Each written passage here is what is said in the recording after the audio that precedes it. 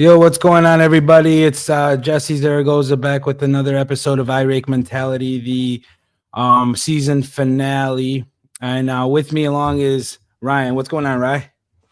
What's going on, Jesse? Wow, season finale. What a journey it's been, man. It's crazy to think that we just started this podcast about 2 months ago. It seems like it's been, at least in our world, it's been a long journey so far, and it's only been 2 months, and really excited about stuff to come this season. But how are you feeling about it, man? Good, man. It came out better than I expected, man. The amount of people that reached out and said good things and wanted to be part of it. Just a whole handful, a bookload of people, a long list of people that want to be on the show. So we have a lot of content. Obviously, hopefully a whole year and plus change to go. Starting with the new season that's coming up, and everyone's starting to play their seasons coming up at the beginning of April. Yeah. Now it's time to get our content created and be able to show that to the world as well. And being able to choose a good date, right? A good date to, it won't be Sundays anymore. Sorry, everybody. We're we're gonna be busy. Right? I mean, after a couple games, 2-3 games every Sunday, we're clinging to dear life, and Mondays are tough too. But we might pick that day. It might be a Monday or Wednesday. We'll see. But nevertheless, we'll do recaps here and there, and obviously I've got my content. If you guys don't know, I've started my own TikTok as aside from the Facebook, Instagram stuff, but mostly focused on the TikTok. It's r.vega13. Go follow. Got some content on there. Going to be doing a bunch of stuff, coming down to recap videos, for my games, but also, some trainings that I do as a baseball instructor. So it's going to be a little bit of everything, but really excited. Appreciate that, Jess. For that to keep growing. And it seems like people are watching. I've had some funny videos so far, but surprisingly enough, people are engaging and they're liking it. So, more stuff to come. And Jesse's doing, the podcast for the Azteca page, man. You just finished up with Joey P, man. He's a legend. I didn't know he's won that many championships. That's really showing your age, Joey. Dude, right? I didn't even know either. When he said the number, I was like, you gotta be kidding me. And I was like, no tournaments, no nothing. And he's like, yeah, these are just the 3 or 4 men's leagues he's played in within the city. And both of our guy though has a high number too, Mike Reevy. No tournaments, bro. I think he's at 35. Yeah, I mean, those are the ones that matter, right? Those league, ships are just it's because it's more than just a short fun packed trip. It's just it's a whole year with your boys, and we know all the stories of the crazy games that go on and the drama, and it's competitive and it's fun. So excited to get into it. Opening day's coming up. We're having a couple scrimmages, but really excited to get into this is episode, Jess. We have a pretty big force throughout baseball for a while, and not just on the CPD side, but CFD has also produced some pretty awesome athletes. So really excited to get to this episode with Jerry. Yeah, man, definitely, and you as well with the South Shore League. I know you're doing some content over there, and continuing providing the content for the city. Get as many leagues as possible. Definitely want to get into the Burbank League and do some content for them as well. Obviously, because we'll both be there. But yeah, Jerry is a guy I've known for a very long time, since I think he was in high school, a little younger. Always a dominator on the mound, especially his high school collegiate years were pretty good. And we're going to get into that right now. But not only that, Jerry finally comes back and he's on the Finest team, and the Finest is one of the best teams in the whole city. They definitely are a top 5 team, I believe. Was talented, loaded up, and very hard to beat. But without further ado, Ryan, go ahead.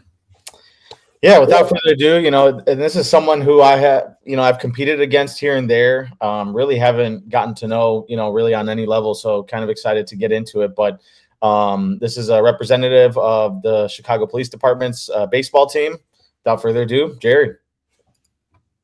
What's going on, Jerry? What's going on, man? What's going on, gentlemen? How are you guys?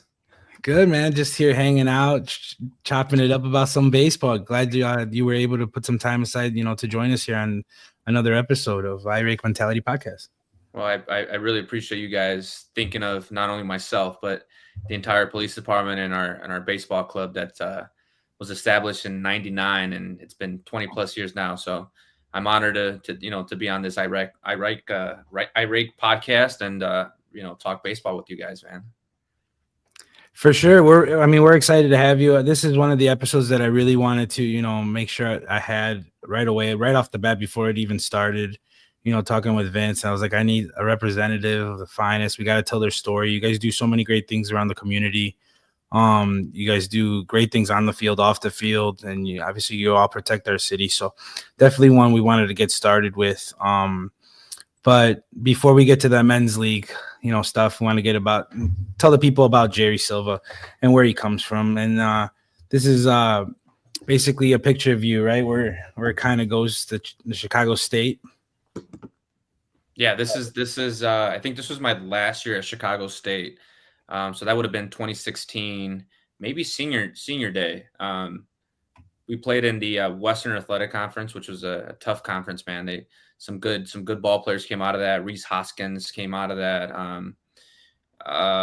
Jack Wilson, who I think is now playing with the Oakland A's, a shortstop. He's probably going to make the opening day roster with them. Jack Leiter. I'm sorry, not Jack Leiter. Mark Leiter, the other Leiter brother. He went to NJIT. So some good ball players coming out of there.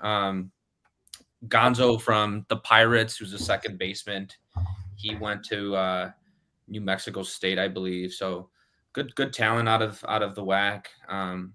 Always a dominating conference. Just those Grand Canyon guys. Anything in the West Coast, really. They always really produce some good ball players. So it's a lot of fun down at Chicago State. For sure, man. We'll get right into Chicago State here shortly. I know a lot of players that played there that we'll mention. But before you get to college, you were what high school did you go to? Yeah, so I was born and raised on the southwest side of Chicago, the back of the yards neighborhood. Spent most of my upbringing and childhood playing at Harrison Park on 18th and Damon. Me too, bro. My aunt lived right on 21st and Wood, and so that was kind of the place to be in the summer as a kid. So my older brother Mario, who actually coaches high school baseball at Kennedy High School, and he's the athletic director down there. Oh wow. Yeah, he really paved the way. He's the reason why I really picked up the baseball in the first place. So he at the time was coaching me and ended up coaching at Holy Trinity High School with the legend Joe Glorioso, who was a Hall of Famer through the Illinois High School Baseball Association. So just recently got inducted. So shout out to Joe. He was at Holy Trinity at the time, and my brother, who was really into the game of baseball and wanted to coach at the next level, the high school level, reached out to Joe, and they kind of linked up. And he was coaching at Holy Trinity when I was like in 6th or 7th grade. And so when my older brother Mario was at Holy Trinity in the gym with the guys, at the high school guys, I was there too. So it started really early, 7th grade, 6th grade, really just practicing with the high school guys. So I kind of knew that I was going to end up going to Holy Trinity. So I went to Holy Trinity for 4 years. Met a lot of awesome people. Obviously, again, wow. I put Holy Cross. I apologize. No, it was definitely Holy Trinity. Holy Trinity. My dad went to Holy Trinity. Okay, yeah. So yeah, exactly. So it's a school that's been around for forever, right? Like even when a lot of small little Catholic schools closed, like St. Ben's, St. Greg's, like there was a lot of schools that closed. Holy Trinity has been one that has always served kids from across the city. I think they serve approximately, I don't know, kids from over like 20 something zip codes, which is kind of crazy to think. So, wow. Yeah, that's right. They're a Catholic league, right? They're in the Catholic league. Correct. Yeah. So you guys play the same teams, right? Just a little every year. Yeah. It was a small school, but we really enjoyed, aside from like the conference, we really enjoyed playing like the big public league schools, right? Like the Whitney Youngs, the Simeons, the Kenwoods, the Lakeviews, the Lane Techs. Yeah. Those were the guys that we wanted to be, because those are the guys that, I played, growing up. Like they were like, oh, I'm going to Whitney Young or I'm going to Lane Tech. And I was like, oh, I'm going to Holy Trinity. Like, hopefully we play each other. And when we did, it was always competitive. Lakeview, we would have some crazy games with Lakeview, because Lakeview was crazy talented. Obviously, rest in peace, Dion. Dion was part of that Lakeview team that made like the city run. So they had just like tremendous talent. And Yuli Ortiz, he was on that Lakeview team. And so Oh, Yuli's a dog. beating some of those teams were just like, like even now, like I'll see Yuli and I'll kind of like mention it. Like, do you remember like Little Holy Trinity beat like Lakeview? And it's kind of Were you on the bump? What's that? Were you on the bump when you beat him? I don't remember. I very well could have been. It's so long ago. I mean, at some point I was on the bump for sure. But like just seeing some of those guys who were a little bit older than me, like I watched them. I knew exactly who they were.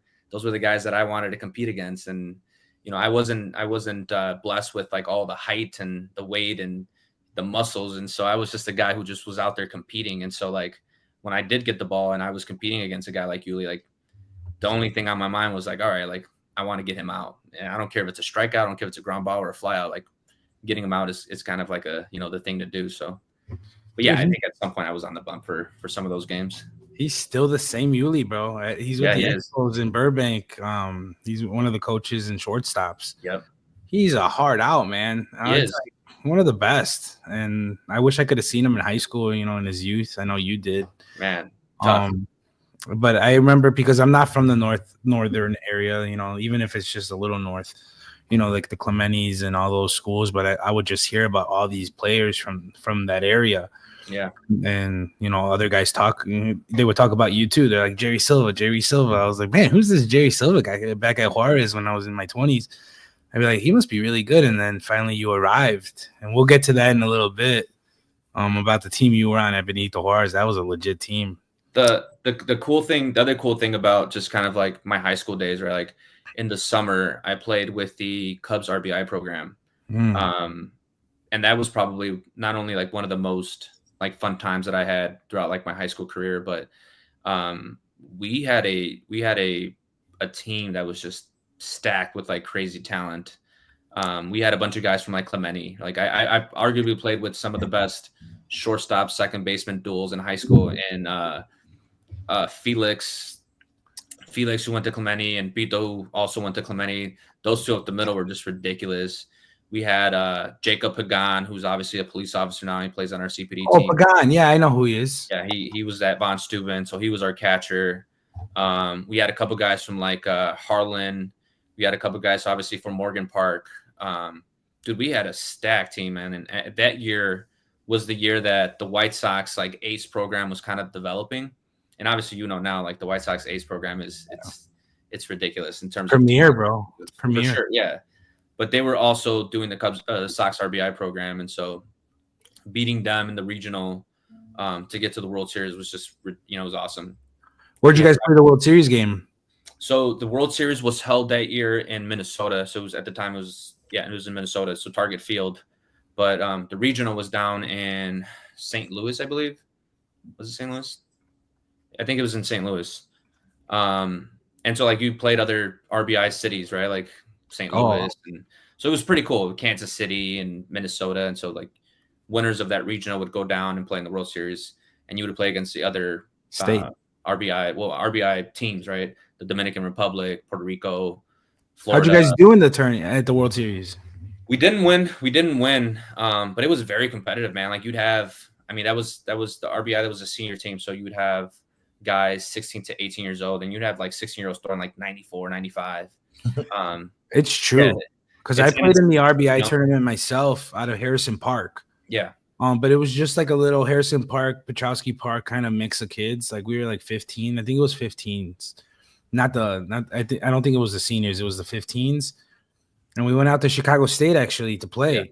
And we played this team from like the suburbs, man. It must have been a travel team because these guys' legs were like ridiculous. I was like, man, these guys are built like men. Yeah. And we lost, but just to be able, I could only imagine like continuing on in the RBI tournament, how awesome it gets. You had some ridiculous talent. Like the White Sox A's program alone, ended up, I think, having like 4 or 5 guys drafted in the MLB draft. The Blake Hickmans, the Darius Days, the Corey Rays, right? Like those guys were they were built different, man. Like they were just very, very talented, and being able to play them at the high school level was just something incredible to be able to see. It kind of like helped you realize where you were at in terms of like where you should be, right? and it just made you work harder. Summers were the time to kind of get after it, and if you weren't working in the summer and you were a small guy like me, like you were behind the eight ball. For sure, man, especially in high school ball. Right, did you ever get to play RBI? No, I've heard good things about it though. But yeah, I mean, I grew up in that area, kind of the northwest side. So I played with a lot of guys from Clemente. So Felix, yeah, he was around. My best friend growing up, Jeremy Ortiz, he was in the same class as him. Yeah, beat those well. I know that. And I'm trying to think who else. Joey Marciano, he was a little bit after them, a couple years after them, but great talent coming out of Clemente. I mean, they won city, I think, their senior year, and most guys from Lane Tech as well. So I grew up playing around Portage Park area as well, and all those guys, you know, they went to Lane Tech. So Ray Gonzalez, you know, Jackson Perry, Ian Schuster, Tim Feely. Tim Feely's actually, I think he was a coach for them a couple years back. So yeah, a lot of great talent. I mean, it's pretty surprising, you know, the amount of schools that are, you know, going from north all the way to the south side, and how much talent is in the city, you know, that eventually disperses. But yeah, I wasn't able to ever play for the RBI program, but yeah, I mean, I've heard good things, and it's just crazy the amount of talent that we have here in the city, you know, growing up. No doubt, man. So you're at Holy Trinity, you know, you just finished your RBI World Series. You're a senior. How did your recruitment process go, and how did you end up where you did? I mean, where did you end up? My recruitment process was just kind of, you know, it was very different. There was only one school that was really looking at me. There was other schools that were like junior colleges and like Division 2s and 3s that were obviously options. I always thought that, you know, I was a city kid, right? Like, and being able to play against and with some incredible talent. I really thought that I should have been at a place where they really appreciated the effort, they appreciated the hard work, and so like the only school that was really looking at me was Chicago State, and at the time Chicago State played in this conference called the Great West, and they were kind of like an independent league, right? Like they didn't really play for anything. They weren't eligible to play in the NCAA tournament. And so when I went down there for a visit, they took me to Brooks High School because that's where they were playing their home games. And they were playing against Utah Valley, who at the time had, I think, like one of the guys who had like the most home runs that year. It was like 30 something. It was incredible. Holy shit. So we go down to Brooks High School, and I'm waiting for everything to kind of get settled in and times for the teams to kind of arrive. They start warming up. There's some like high school kids on the field, and so they wouldn't get off. So I'm like, this can't be true. Like this can't be a Division I like baseball game. And so the kind of like the recruitment process that year kind of just threw me off. It turned me off a little bit. I ended up going to Western Illinois that fall, down in Macomb, and my experience there was just very different. I'm a city kid, you know, like Dude, there's nothing out there, bro. There's absolutely nothing. There's like a Walmart, like a CVS, and like a movie theater, and and aside from like the campus, right? But I struggled there, man. I struggled there for the first year, and I really was like, I need to get out of here. So I asked for permission to contact. Initially, it was denied, and so I had to appeal it with the NCAA.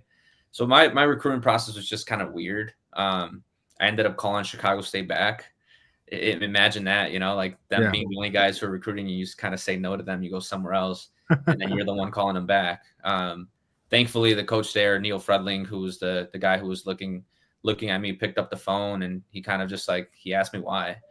And the cool thing about, you know, baseball in general, right, is like the conversations that you have with people are just, you know, everybody has a story, and everyone's story is much different. And so the story that I told Neil was like, man, like I think I made a mistake, and I was completely honest. And he took it for what it was, and he said, hey, listen, like you come next year, I can maybe have a roster spot, but nothing's guaranteed. And, you know, like, again, I took a huge risk, and I said, okay. I ended up going through the transferring process and enrolled at Chicago State that following fall. Crazy thing is, that summer, Chicago State made a coaching change. So the guy who told me I would be okay coming back to Chicago State was no longer there. Whoa. At the time, Chicago State was making a lot of changes through their athletic department. So they had let go all of the coaching staff. They brought in the Northern Illinois coaching staff. So Coach Jocelyn, Coach Jocko was the head coach at the time. And then he brought his own staff, right? Coach Napientek, who's a pitching coach. So I get a phone call one time in the summer, and they're like, "Hey, we got like a little sticky note left on the table. It has your name and phone number and says that you're going to be playing baseball. Like, we want to get to know you. We want to know who you are." So I called them back, and I'm like, "Yeah, like you guys probably don't have much paperwork on me, but I'm transferring in." And so a lot of the guys, and it happens, right? It happens with every other sport. Guys who are originally brought in with a certain coaching staff end up leaving, right? Because that was their coaching staff. And so they take advantage of the transferring portal and they go. And so that first year at Chicago State, I think we had like the smallest Division I roster of like 17 or 18 guys. Wow. So I think that year we struggled heavily. We had the most one-run losses in Division I baseball that year. So I think it was like anywhere from like 10 to like 15 one-run loss games. Damn. Coaching staff was small. It was by committee sometimes, I think I led the first year. I led NCAA Division I. I think I led in appearances that first year, the second year, and maybe the third year. I think now I still hold like the record for most appearances in Chicago State history, which is kind of funny. Damn. So like it was a very, very different experience. We played schools like UIC, and we were little Chicago State, and UIC was kind of the program, the city program. And we lost to them the first year. And me being from the city, I know what it feels like. It's like that rivalry that you have that was never really a rivalry until you made it a rivalry. And so like UIC was kind of like the team to beat. And my first year, we didn't get it done, but the following 3 years we did. I have a really good friend, Ricardo Ramirez, who I know Rika. Yeah, Rika. Yeah. So he went to UIC, and so he would kind of joke around like, "Oh man, like Chicago State's not going to beat UIC," and it was kind of like that, And we would work out in the summer, we'd throw and hit, and so it was very competitive. But Chicago State was kind of the program that I decided to go to, the program that I essentially just gave it my all to, and I met some awesome people, great friends, great teammates, coaches. They were the one program that really gave me the opportunity to compete at the next level, and I did nothing but take advantage of it, to be truthfully honest. And it was a great experience. I don't regret it. Yeah, man. Chicago State, they had I think that's when it started. It was like you said, it was your first season, and then it started getting better and better and better. Were you on the same team as the Carpins? No, so the Carpins the Carpins were amazing too.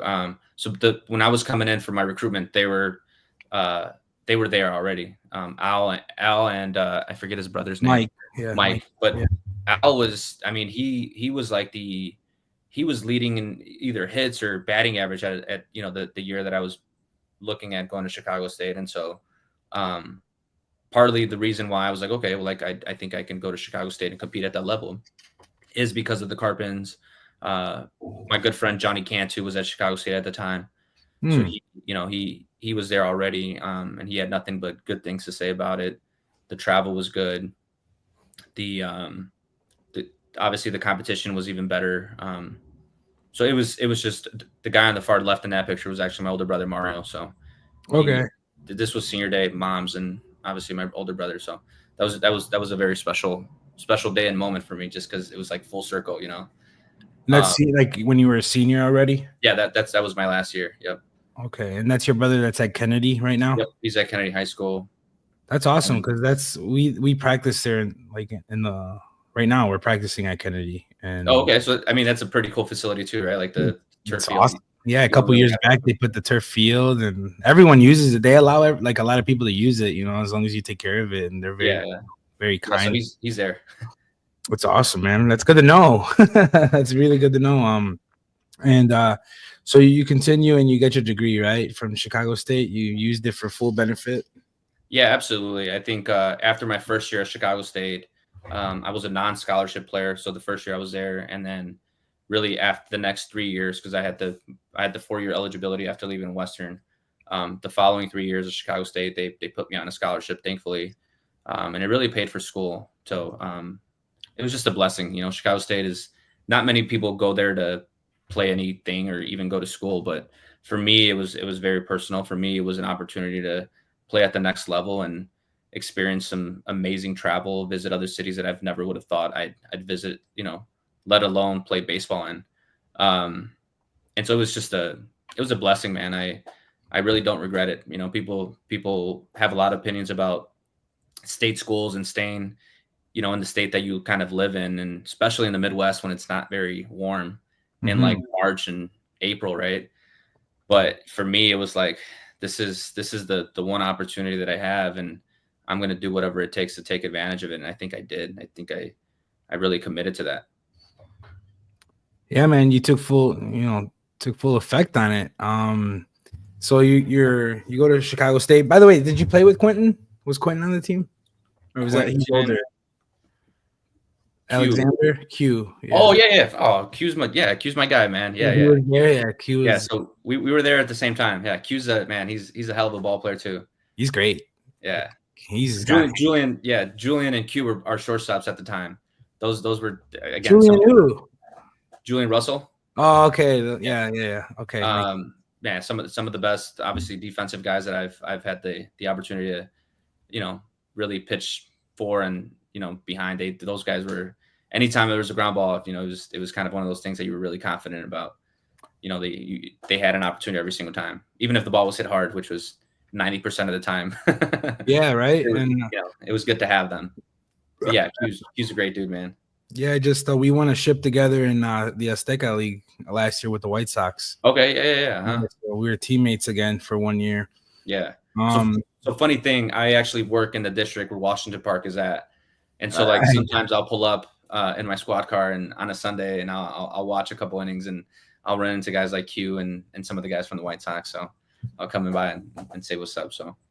Yeah, I know. I think I saw you last year. I think it was like playoff game. I seen you there in your squad. I was like, oh damn, the cops are here. Can't stay like, oh shit, it's just Jerry. I was like, Armando did say, hey, if you get a chance, just roll by, make sure things are smooth. Yeah, that's sweet. I mean, it makes us feel fans get a little crazy, which is good, but you know, it can get crazy sometimes. It's a party out there, bro. People don't understand. Like you understand it because you played in it, and we're about to get into it. Oh, for sure. Yeah. That Sunday ball is a different animal, bro. It's definitely a different animal. So you graduate college, and what's the next move for you? What'd you end up doing? Like, I know what you ended up doing, but what did you always know that you wanted to join the force? Yeah, man. I always knew that I at some point just wanted to be a police officer, right?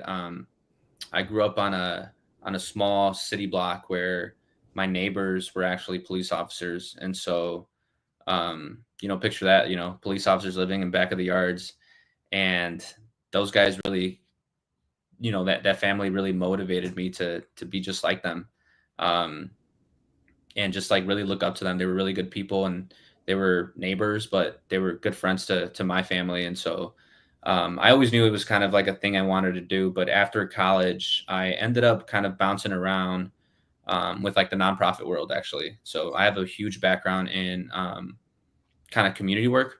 So for a little bit, I was at the YMCA, for example. My first like big boy job, if you will, was shortly after I graduated. It was at a nonprofit organization called Gads Hill Center on the southwest side here in Pilsen. They provided youth programming, after school summer programming to kids 5 to 12, 13 to 18. Still very involved with that organization as well. But I ran youth programs there for a little over 4.5 years. And, you know, just working with the community really motivated me to say, hey, like, I think it's time for me to, go ahead and take advantage of that opportunity to go to the police academy. And it helped, man, like just being able to engage with kids and families and understand like the needs of communities. The transition as a police officer now really helps, right? Like, you know, I'm on the street and I'm engaging with these people who are community members. I know what it's like. And so, because, you know, when I'm not wearing the uniform, I'm part of the community. So I did that for a little bit, and then I decided to finally do the police stuff. And, you know, it was always, like I mentioned, there's always a thing that I wanted to do. and then I found out that obviously there's a police team, right? And Yeah, bro. I'm like, oh, like this is kind of cool. This is perfect. This allows me the opportunity not only to continue to play the game that we all love, right? At a, at the level of, the men's league level, but then I found out that it was more than just a men's league. It was more of a very competitive thing to do, being a part of the finest baseball club, man. It's got rich history. It's got a history not only with the fire department in terms of playing our charity games. Um, we're also part of a organization that essentially it's like a baseball congress, right? The police and baseball, the police and fire baseball congress, who right now has about, I don't know, 15 to 20 members from across the country and other parts of the world, like France. I think we're getting a team from France who's going to be able to join in the next couple of years. There's a Toronto team who every year travels across, the U.S. to come play in our Police and Fire World Series. So it was really just an opportunity for me to not only be a police officer, but be a part of this baseball program that is committed to our Chicago Police Memorial Foundation, that takes care of our fallen officers and their families. And so every donation that we take goes directly to the Chicago Police Memorial Foundation. So the charity games, all of the funds that we gather from that, they go to them. But it's just an awesome opportunity just to be a part of this baseball organization. Yeah. So every year we also do like a toy drive. And that's actually Gads Hill Center. That's the place where I worked at before becoming a police officer. Oh, okay. We have a toy drive where we gather more than, I don't know, I think this year was more than like 500, 600 toys. Damn.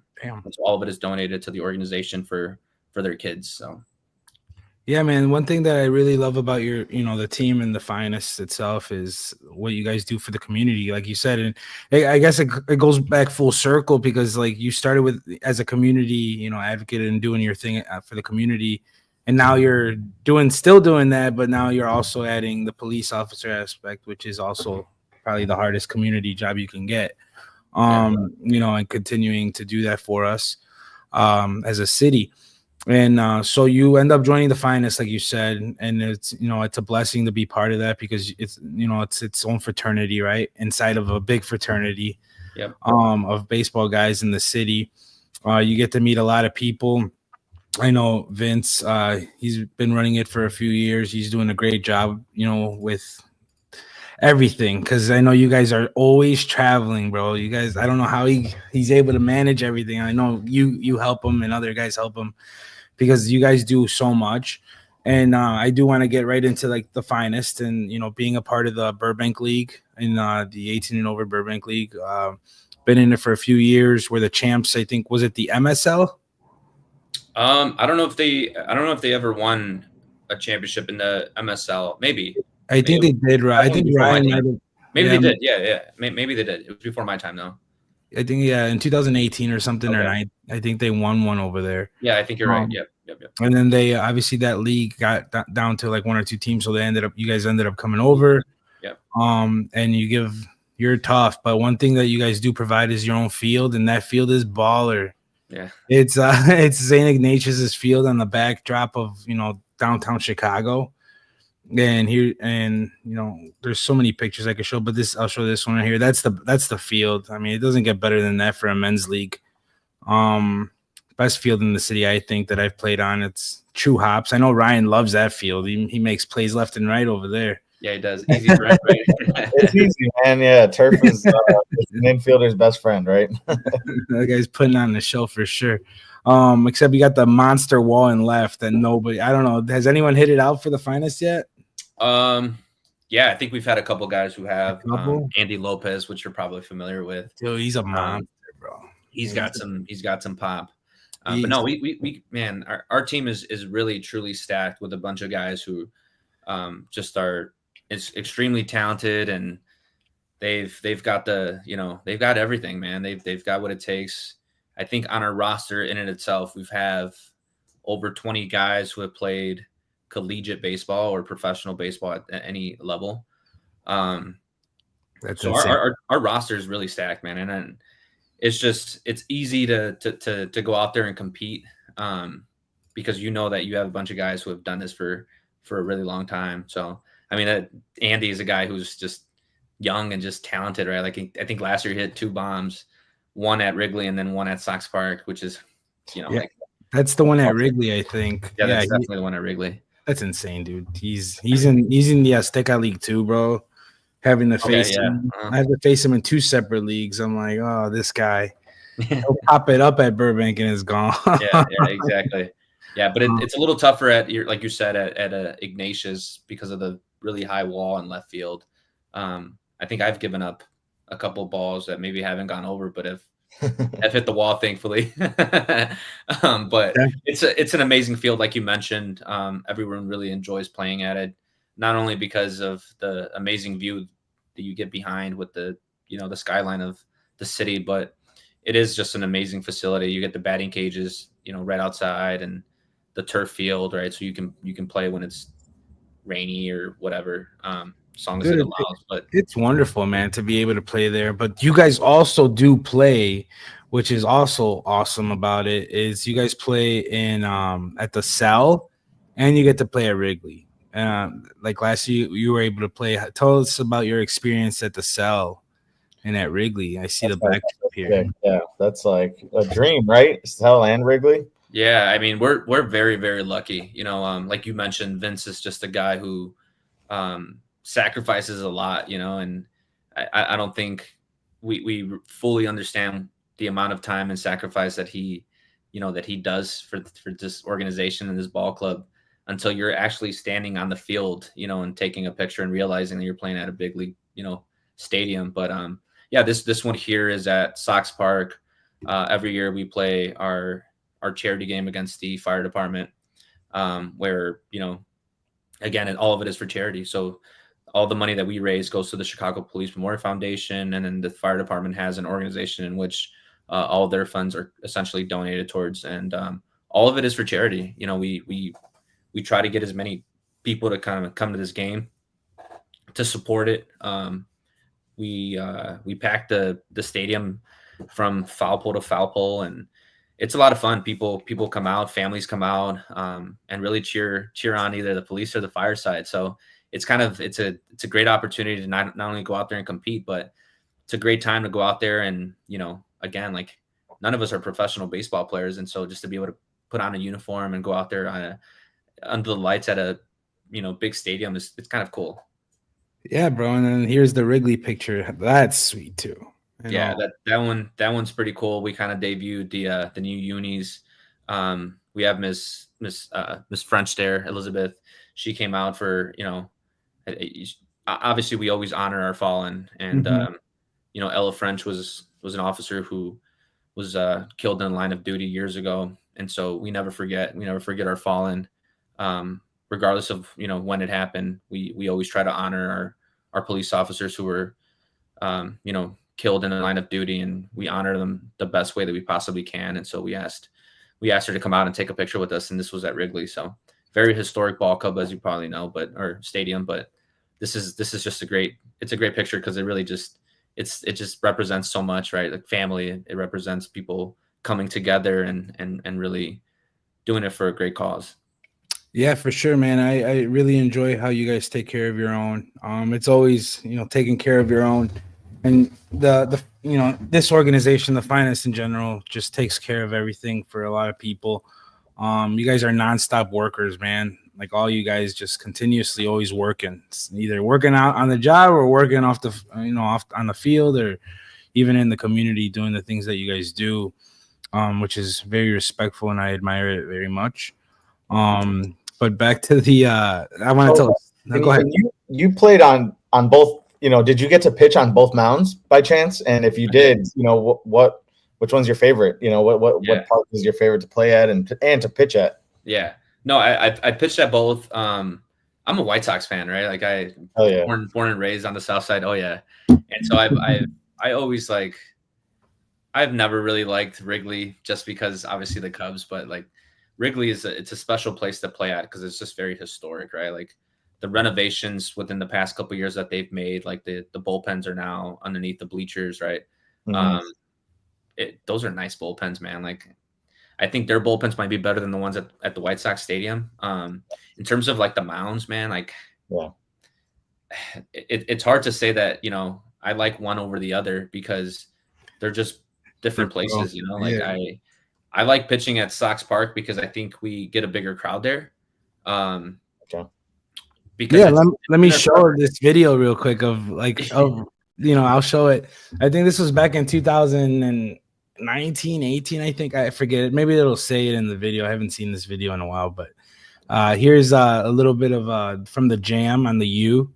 And the publicity also, with being on the news and always being promoted, it's awesome. I love going to the cell to watch you guys play. I know me and Ryan have gone to like the last 3 together. Yeah, it's been a blast. I mean, it's great because you can talk crap about both teams, which is fun. Because we've got a lot of guys that I mean, older guys too that have really paved the way in men's league baseball, like Sergio. Yeah. Serge has he plays for Nuevo Leon. We've won many championships together.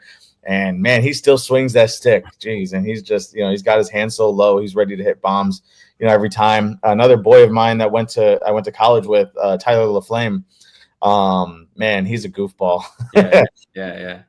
So hitting, Oh, absolutely. Yeah. So hitting against him and, and all these guys, you see them from select leagues, but it's once they're all together, every time we play you guys, we know it's going to be, it's going to be a game because, all of your guys are athletic. Most, everyone's in shape and, we're just hoping to hold it together. So that's why I really like playing against you guys, CFD as well. They've got a bunch of guys, Todd goes way back, Dakota, it's always fun playing against these guys. So I've really enjoyed it, but yeah, Jesse, we went to the last couple games and here's a video. Oh man, I just sent to the all right. So this is actually an at bat between us because I was like looking through all my footage and trying to find something that glimpses of you or something like that, just because I have so much footage. And this was one at bat that I found, which was not this past year, 2024, but it was 2023 in the playoffs. I believe you guys took game 1, and then this was game 2 for Burbank. Yeah. Okay. Yeah. So since I watched this a couple of times, I'll go through the sequence. So, man on second, it's a tie game. I think it's 1-1. Kurt pitched the whole game. I don't know how Kurt killed that game. Kurt's a beast. But yeah, so Jerry attacks me first pitch fastball up and in, kind of handcuffed me there. So it's a pretty long at bat actually. So that's why I'm kind of prefacing it. And then handcuffing. You're a fastball slider guy. At least in my experience, like. It's those are most of the pitches that I see from you. So it's been fastball up and in. I think that one got away from you, but it handcuffed me a little bit. I was a little bit late. Second pitch was a slider. I spit on that one. Third pitch, up and away. So, Jesse will say it all day that he thinks that's like where to pitch me. Sometimes it's tough to get to the up and away pitch. That's probably my worst pitch, to tell everyone on the damn podcast. Yeah, well, try to hit that spot 3 times. I'm going to get you, I'm going to get you more than that. But, yeah, up and away, so I'm down already, 1-2 here. Really need this run. I think it's the 6th inning, so I think we're going. Jerry loves to get ahead. He always loves to just 2 easy strikes. I try, man. Ooh. High. That's high. I think because you started low. I wonder who the umpire is. Yeah, so this guy was solid. I remember him. Not a usual umpire in Burbank, but I've seen him around. So 2-2. Oh, and I think you tried to pick him off like three times in a row. And you know what? For me, a lot of it is obviously now velocity's way down, right? Timing is a thing for me. Like if I can mess with your timing and like see there, you didn't step out of the box. You stayed in the box. You looked like you were locked in. I had to, but you're right because you do the timing stuff. And then so that one I'm fighting and I'm like waiting for you to come a little more inside. Yeah. I'm like I can handle those. I can spoil those. But you're absolutely right because that is something that we're always conscious of, which is the little timing tweaks, and it gets guys, especially with high leg kicks, right? Because they can't, they got to come down eventually. So that's usually what it works the best on. You're right. And the guy catching here is Pablo Padilla, who's who I played with for a really long time, and so it's easier. Or even when I have Jacob Pagan catching me, like we've, he's caught me in high school too. So it's full circle. Like it's really cool just to go out there now as police officers and being able to say like, oh, like Pablo caught me in high school. He caught me a couple years ago. Like this is stuff that you get acclimated to. So he kind of knows my style. He kind of knows what I like to do, what pitches to go with. So it's always easier. Yeah, that's such a small world too. Baseball is such a small world. It really It's a lot. is. That's part of the reason why, when you guys kind of reached out and said, hey, like come do this podcast with me, I was like, oh man, like this is crazy because what you guys are doing, it's really bringing all of these baseball guys and community together. Like you really are. Yeah, and we're telling everyone's story, and it's great. And how'd you lay off that kid, dude? I would have been out. I just you squeeze real tight and hope that you didn't pinch one off. Yeah. He gets me out all the time with that pitch, don't you, Jerry? It tunnels well. It tunnels really well, and then it cuts. So yeah, bro. It's kind of like the old saying, right? Like if it starts low, let it go, right? If you see a high, let it fly. Like those are kind of just like keeping it simple like that. So, but no, really tough when it tunnels so well and then just kind of drops off. You just kind of hope that sometimes the umpire is going to give him that call. Dude. Ooh. Hard, I did. I remember this now. Yeah, 2 years ago. Sorry, it had to be this video, man. But this is the only one. I got. I swear. You know what though, dude? Like it's and Jesse and I were talking about it, man. Like anytime we play the Yankees, we know that it's going to be a dogfight. We want to be able to go out there with our best and kind of compete, and that's a perfect example of it. Like you got two guys out there really just. I mean, that was a full count, right? Like runner on second base. I'm trying to hold the guy there. Like that was a 5-10 at bat. Yeah, it's good because like obviously it brings you back to like those things like, and I'm replaying it now. Like, should I have gone fastball or should I have just gone off speed and maybe just give him the bag? You know what I'm saying? Like, but you guys had such a good lineup. It really doesn't matter who you're pitching to. Like you're gonna have to go out there and compete anyway. So yeah, Jesse's asking me, maybe walk me and get. Yeah, exactly. Yeah. I mean, he has my number, man. You fit a couple balls pretty hard off of me. When you make a mistake, but like I always know that fastball changeup combo, man, it looks the same, bro. Yeah, always, and he doesn't like speed up his delivery, so it looks the same. Like you think it's a fastball, and that's why you're late because like you think you're looking on changeup, and now it's a fastball, and now you're late. Now he throws you the same location, and it's a changeup, and for a lefty, changeup is nasty.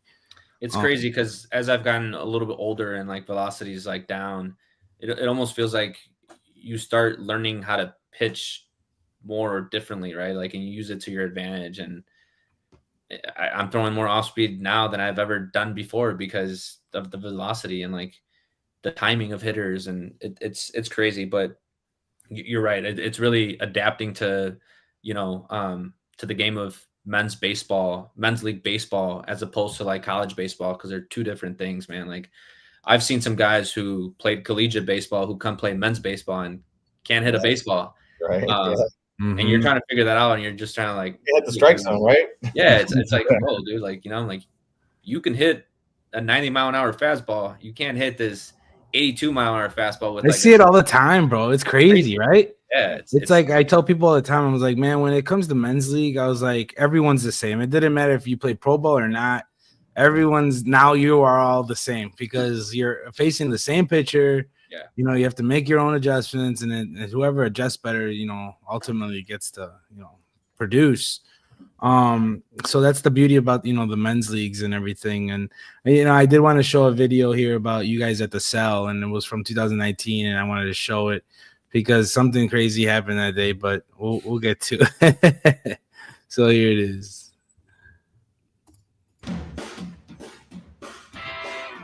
We're about to kick off the 19th annual charity baseball game between the Chicago Fire and Chicago Police here at Sox Stadium.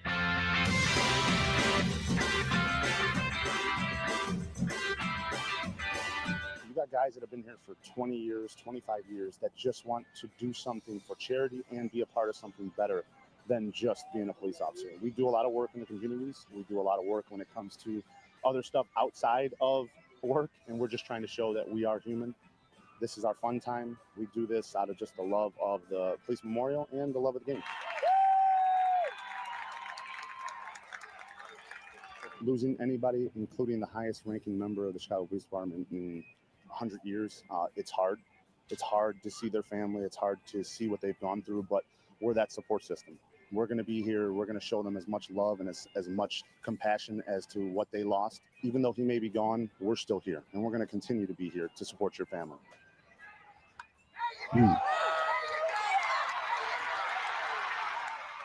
We may kid around between the police and fire, but especially the way things are going nowadays with just the way the police are being portrayed and everything. I mean, we're always there to support them. They're always there to support us at low times. And as far as the brotherhood even goes further in reality, we're like on the scene, especially when we're going to these fires, accidents, or whatever you may be. The police are there to help us, and we're there to help them.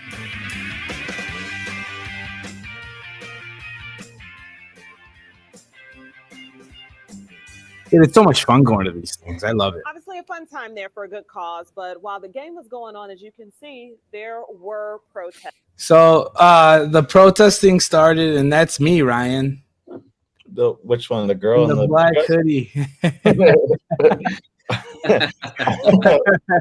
The black hoodie where? Right here, grabbing the sign. Is it? That's me grabbing the sign. I was like, you know, tensions are high after the shooting. What did the sign say? Was it like, "You suck, Jerry"? And you were like, "Hell no!" I was pissed. I was like, "You don't talk to Jerry that way."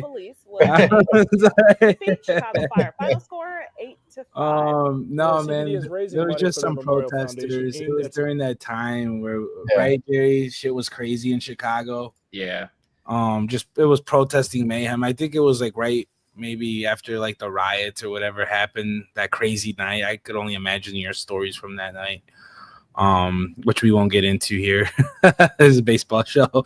Yeah. But yeah, I remember where they like lifted all the, remember, Ryan, in downtown they lifted all the, you know, the bridges because people it was like Gotham City out there, bro. Yeah, I remember that. That was wild. Yeah, I just stayed in my house, man. I really wanted to go out there too because I was calling Javi. I was like, "Where are you?" I was like, "You need backup." I was ready to go out there.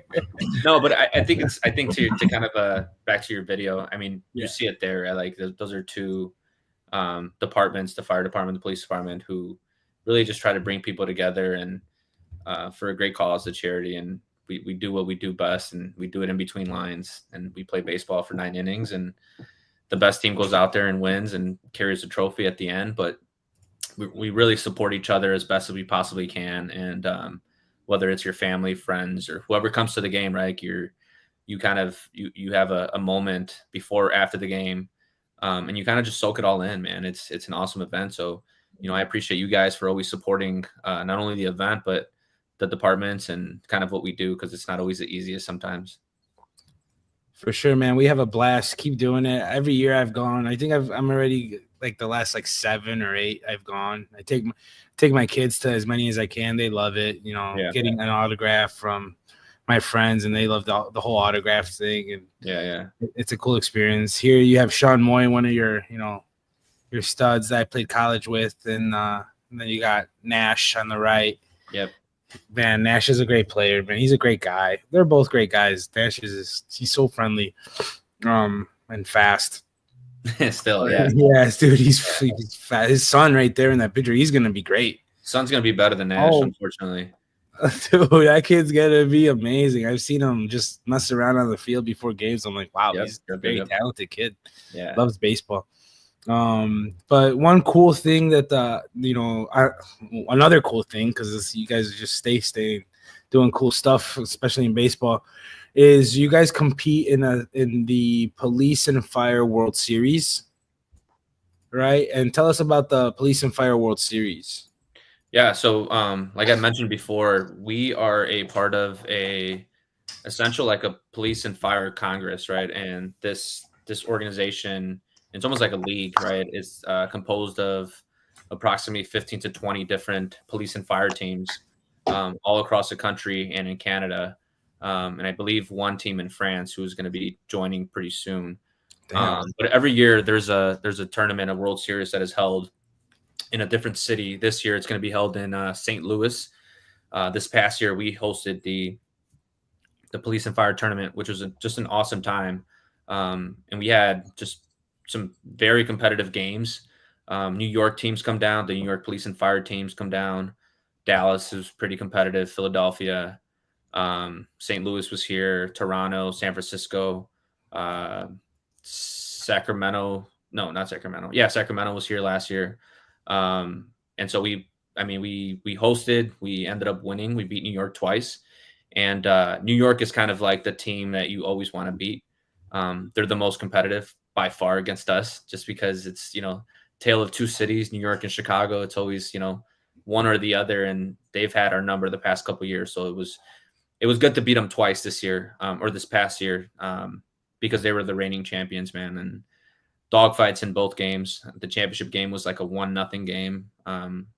So damn, who pitched the championship game for you guys? So crazy thing. I threw the semifinal game against New York, and so New York had to win in the losers bracket to come play in the championship. They ended up winning that. They played us the following morning. Ty LaFlame was throwing, and he kind of like tweaked his back a little bit in like the second or the third inning.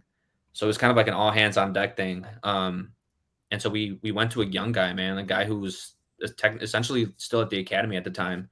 And he went out there and he threw like 2 or 3 innings, competed, man. He had thrown like 2 days prior to that, bounced back, did a hell of a job coming out of the bullpen. Then we had Rafferty come out of the bullpen. He threw like an inning or 2. And then we had Kevin Biondic come in and kind of close it out. So he's a pro guy, man. He was a Brother Rice guy. Went to Brother Rice. Wait, Beyondic's Brother Rice? Yeah, Beyondic's a Brother Rice guy. I wonder what year he was, because I went to St. Lawrence. Okay. Younger. He's definitely younger. Oh, I'm sure. A lot of guys are. All right, you don't gotta tell me I'm that old, Jerry. I was like, I know I'm old. He's like younger. Hey, you said it, not me. But Kevin went to Maryland, got drafted out of Maryland through the Boston Red Sox organization, and stud, man. This guy's a stud, complete stud. Dude, and he just shut New York out. So it was just a great time, man. Like just being able to host all these different teams from across the country as the host city, and played at Ignatius Field under the lights. It was just an incredible time. Yeah. So there you have some of my guys. Obviously, Moy Diaz is one of my best friends who went to Holy Trinity with me, and we used to work out in the summer, and he played college ball as well. Drew Chamberlain, those are other 2 guys who are just absolute monsters and beasts, man. They compete, but it was an awesome time. Like I said, we ended up beating New York to win the championship. So I'm assuming this year it's going to be another dogfight, because New York, those guys don't like losing, man. Those guys have 30 guys who just absolutely compete. Their pitching is ridiculous. Who's hosting it this year? St. Louis. St. Louis is going to host it, and then there's going to be another like police and fire tournament in Alabama, which I think we're gonna down at Rickwood Stadium. So I think we might be going to that as well. Still trying to figure that out, but St. Louis is in September, so it looks like we'll be going down there again this year. Yeah, you guys do the coolest stuff, man. When it comes to men's baseball, you guys do it right. You have all the tools and the people that care about it, and I think you guys even went down to Dallas. Yep, we went down. Right? Like you guys are just traveling everywhere. Yeah, you played Dallas there. Javi went down there and got to play. I think Dallas Fire. Did he play for you guys though, right? Yeah. Javi? So Javi's an awesome dude too. He was a Chicago police officer, ended up moving to Dallas, and he's down there, and he's actually, I think, in the process of starting the Dallas police team, because that one's a fire team. So he might be, he's trying to start up like a Dallas police team. And those Dallas guys are pretty good, man. Like we went down there for like one of their charity games. We didn't go with everybody, right? We went with who we had. They beat us that game, but again, just an incredible opportunity to support another city and department, for charity. So we went down there. They were hosting us, and it was a charity event for them, and so we played them, and we ended up losing, but it was just an incredible event. And And that's what's cool about it, because we talk about it all the time, me and Ryan, on other shows. It's about, the friendships that we gain, and the community aspect of our this thing of ours, and the people that we meet, and the connections that we do make for the rest of our lives. And you guys get to do it not only in your community with us, and share some time with us, and talk shit a little bit, and let loose out there, but then you also get to build your connections within your own lifestyle, what I mean, your other life, which is that of the police and the fire, and you get to meet a bunch of guys from different states. And I think that's super cool, man. I think that's what this is about. I think right now, right, our society is just in a different place, right? And we put so much pressure on one another, and for us just to be able to go out there and play baseball, and just to be Jerry who plays baseball, and not Jerry the police officer who like is an asshole, or whatever, right? Whatever people say about police officers, and Right. be able to go out there and just kind of compete, man. Like it takes all of the pressure from work off, and I go out there and I get to compete against guys like you, who essentially I want to go out there and just play baseball, man. And the pressure's off. There's nothing you really have to worry about between, aside from those lines, and between those lines, and being able to go out there and have some fun, like you said, talk some crap. And for us, that's kind of important, man. And that's kind of why we do it. There's so much that we deal with on the job, and there's so much that we deal with, with our personal lives, that sometimes you just want to put on the uniform and go out there and play catch with someone. And it's a tool that we utilize to de-stress. So it's important, right? Like, so for us, when we go out there and play the Yankees, we're not just playing the Yankees. We're going out there knowing that Jesse's on the team, and that Ryan's on the team, and that I'm able to compete against both of you guys. And that's important. It's fun, more importantly. It just gives us an opportunity away from everything else that, we're worried about when we're at work and we're in the uniform. Yeah, definitely. I say it to the team all the time, and it kind of just a simple reminder, because the Yankees do come from, a police family as well. With Alan Mazza Sr., he was former police, retired. So definitely a lot of respect from the Yankees. And, we know, he goes, you guys have a stressful job. We're not here to make it more stressful. I might talk a little shit, but at the end of the day, it's nothing but respect with you guys. And the battles are always fun. I think the biggest shouting matches were when they were in the at Benito Juarez League, and they ran some players out for sure. And that's kind of when I was getting into the league as well back in the day. And man, yeah, there was some big shouting matches. I'll catch you in the parking lot. Now you got to watch. You want to get a ticket on the way out. So that's Sunday ball. It takes it out of even the police, right? Yeah, that's kind of the thing. Is you leave it at the door. We're all just guys, right? And sometimes we have to push, the buttons and just to be competitive. But like you were saying earlier, I think, Jerry, which was, not just each other that you have, as brothers, CFD as well, parallel brothers, but also in the baseball world, like you said, it's a small world. And if you can get on the field and you can lace up against us and, put up a good fight, we respect you. And we're going to be behind you. And, and you got a brotherhood in baseball too. So, it's a small world, but it's getting bigger and bigger. And, the more players, the better. And, that's why this opportunities like this is great, because we can, learn on a different level. Hey, maybe it wasn't him talking smack over there, maybe it was someone else. And, then we can see, the other side, because I'm sure there are a lot of teams that play you guys, and you guys are competitive, right? And maybe they're not even ready for that, right? Maybe they're a lower level team, but you guys got to play them. And I'm sure, they probably thought of you guys in a certain light, but, hopefully this episode can kind of clear that up for, for future teams as well. Yeah, no, and for sure. And I think just being able to, jump on this, with you guys and talk baseball, and man, we're normal people. We're normal people aside from what we do from work, man. Like I'm a baseball guy. I like the White Sox, and those guys aren't very good this year, but guess what, man? Like still our year. Exactly. Right. But it really is. It's true. We're just some guys who, do it for work, but we enjoy playing the game of baseball, and we've been doing it for a really long time. And, the Burbank League in itself is a very competitive one. Probably one of the most competitive leagues in the city. Right. It's one that I've enjoyed probably the most, not because of the amount of teams that are in it, but because every week, like when we play someone, regardless if you're the best team or the worst team is going to go out there and is going to throw someone against you who competes, and we have to be on our toes for everyone. It's and me and Jesse were kind of talking about it earlier, but everybody wants to beat the police team, regardless of who you are. They want to go out there and be like, "Oh, we're playing the finest. Like, we want to beat them," you know. Yeah. And if for us, it's like, all right, well, we know that, and so like, but we're still just gonna go out there and compete because we like doing it. We like having fun, and whoever shows up, and that's who's gonna go out there and play, and hopefully we go out there with some good outcomes. But it's kind of what we do, and we're gonna continue doing it hopefully for a long time. Yeah, man, and I'm just grateful that you guys are in our league, in the Burbank League, man. I think you guys mean a lot to the league itself. Since you guys came in, you know, the level of competition just only comes up, right? Yeah. The better players that you could get to a league, it makes it even tougher. But the better teams that you could get to the league, that speeds up the transition with as far as competition. And I know I talked to a lot of the Burbank guys. They say you know, in the last 5 years, that league has gotten really, really tough. You got, you know, Yuli and the Expos, right? With, you know, Greg and Mike Bowling out there and a bunch of other guys. The Dodgers, the new team, the Dodgers, who were really good, playing out of Simeon. And then, you know, not to mention the Finest and the Aztecs who were there last year and the pitching they had.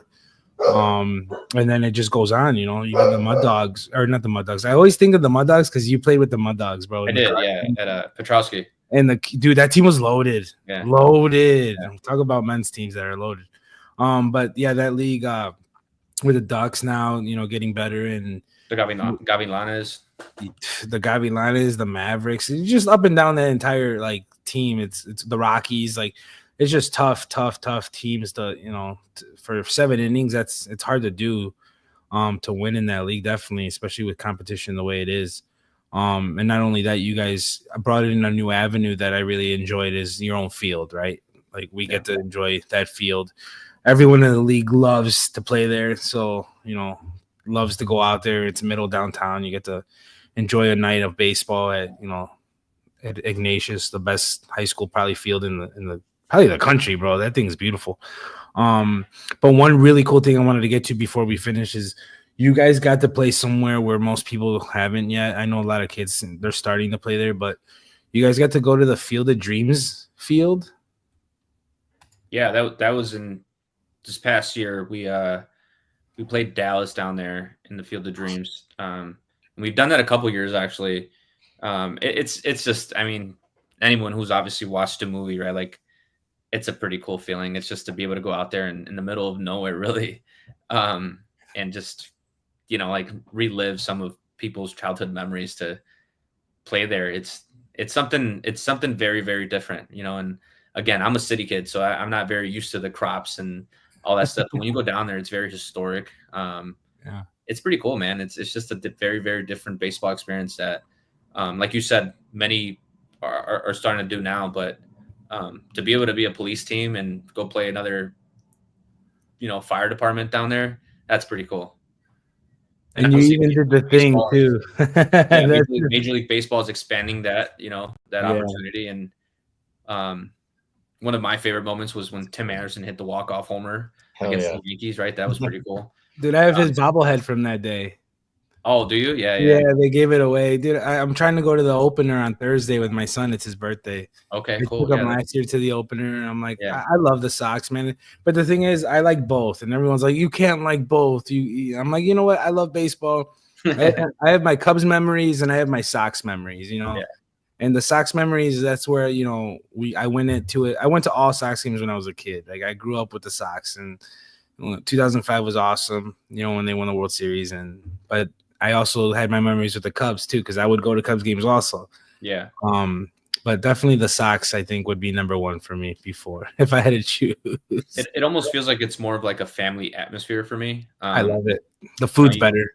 Yeah, the food's 100% better. I think Wrigley, obviously, you're there for a night out with the guys, or, you know, with some friends, and you get to enjoy Wrigleyville a little bit. But even for us, like when we have our charity games, Wrigley, essentially it's more of a newer thing that we're doing.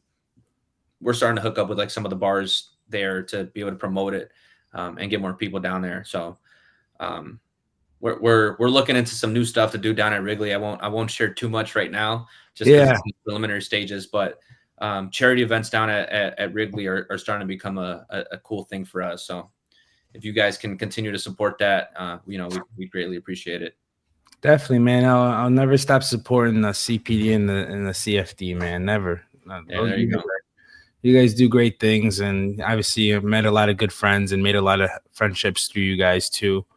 And just, praying for you guys all the time, making sure that everything is good with you guys. But what about you, Ryan? Anything else before we kick it off? I think that's about it. I mean, no more videos, right, Ryan? No more videos. No.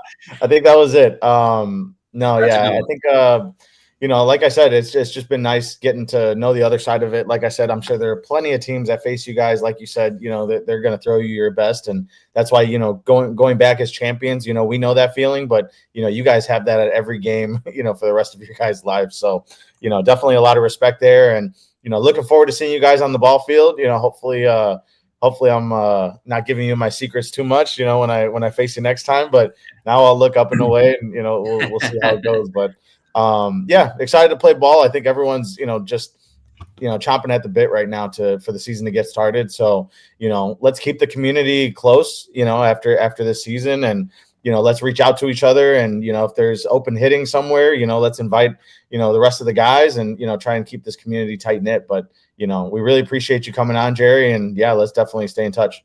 No, I appreciate you guys in return, right? Like this is something, again, when I first saw the couple episodes, I'm like, wait, like, when's the next one coming out? Because you guys are really bringing the baseball community kind of together, man. Like, maybe this is the missing piece that we've all been kind of waiting for, right? Like, you get a bunch of guys who are, baseball guys in the city, and the city of Chicago produces so many, good baseball talent, and being able to, showcase them through this podcast, and just, the leagues that you guys are kind of supporting and helping. That's just a great way to bring people together. So in return, man, we thank you guys for, again, continuing to support the CPD baseball club, the finest baseball club. And man, we can't wait to, take you guys on whenever we play you guys, because you guys are the team to beat, man. You guys are, the reigning champions. So we're looking forward to it as well. Yeah, man. And I think watch us get like opening day. We have to face the finest. I'll be like, oh, great. It's like, Jerry. And now we got to go out there very excited for the season. I know you guys are going to bring it. I'm excited just to watch what you guys do with the Fire World Series and everything. I know you guys are good with the social media. You have been for a few years, and, I take some pointers from you guys too, when I'm looking at what kind of things I could do as well for, the league that I run for media, and Ryan's doing some media for the other league up there. And we're trying to get as many leagues as possible, with this iRake mentality. It's the whole city. There's nothing off limits. We have, content coming. We have ideas like the legends of men's baseball, like guys that are retired, bringing them on and telling their story, because, their book is completed as far as baseball. You have an end. And a lot of us, we're still in the middle of our stories. Yeah.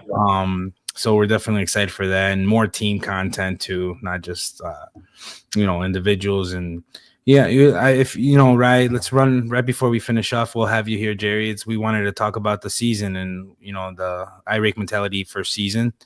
Cool. You had, we started with Rye. Yep. Yeah. And we set it off. And then right away we went right to Brandon. Brandon and the U of I story, and everything that he went through as far as U of I. And then I went with a coach, Isaac, right?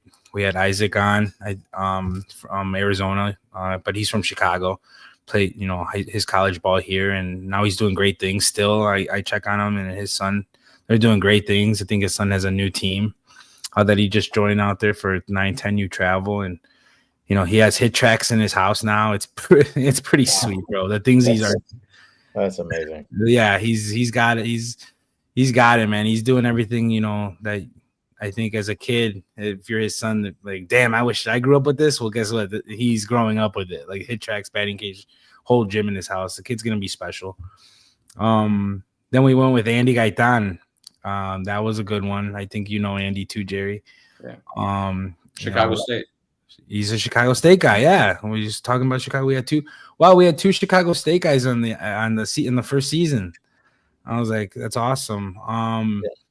And his story with the Benito Juarez Nuevo Leon being a coach now, and we're checking on him right now.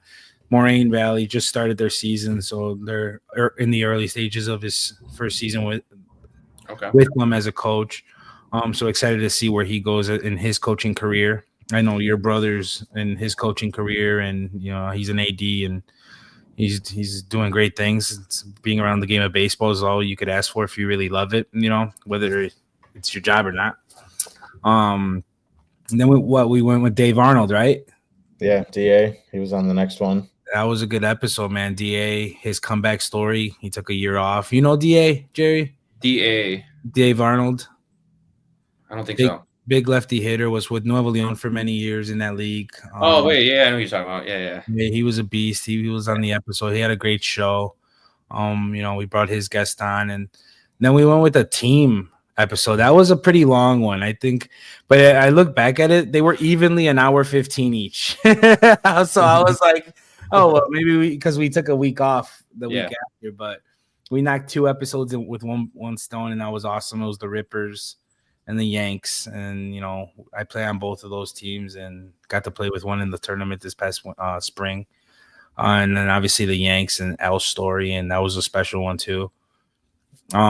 We took a week off and we came right back with Christian Lucio last week. Lucio. That's another Mount Carmel product, another Catholic leaguer. Ended up at Marshall after. I just looked at his JUCO. I looked it up, and because I keep track of like the JUCO tops, whatever rankings and NAIA, and I think he went to Florida, Southwestern Florida, right? For his JUCO ball, and they're ranked like 5th in the country in D1 JUCO right now. So and he's about to have his season. I can't wait to see what he does in his 2025 season. And then now we're season finale with you, Jerry, and it's been special. This whole season's been special, and being able to get you and what you represent as a human being, and not only you but the finest, which it's a very respected team in the city.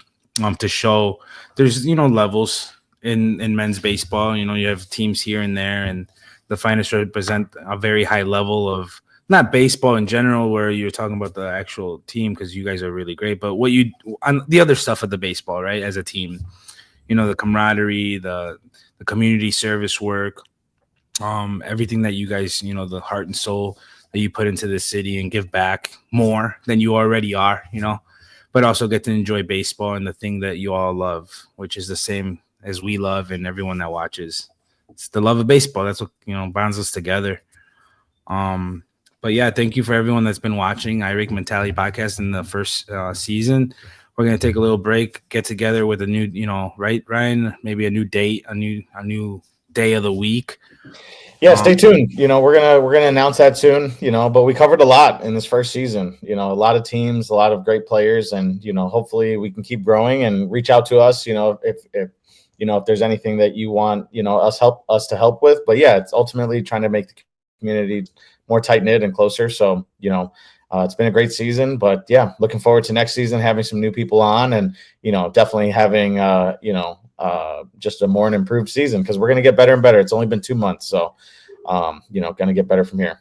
Yeah, definitely. A lot of content that we're about to start creating on both our ends, and bringing that here to iRake Mentality as we continue to create the content for players in the city and, and beyond, and even the younger little leagues too. So, I can't wait for the next season, but good luck to everybody out there as you guys start your seasons. Early April, everyone starts their seasons. Good luck to everyone. Stay healthy. But yeah, man, I'm definitely excited for the future of iRake Mentality. Thanks to Ryan for being a part of this journey and continuing everything, and then thanks to you, Jerry, to being able to give us a bit of your time here on a Friday. But yeah, man, that's a wrap for season 1, bro. Appreciate you guys. Thanks, Jerry. So for Ryan Vega, For Jerry Silva, I'm Jesse Zaragoza. This is season 1 finale of iRake Mentality Podcast. We will be back soon with even more content and even more legends to talk about and players in the city to grow this community. Stay healthy out there, boys, and take care. Appreciate you. See you guys. See you guys.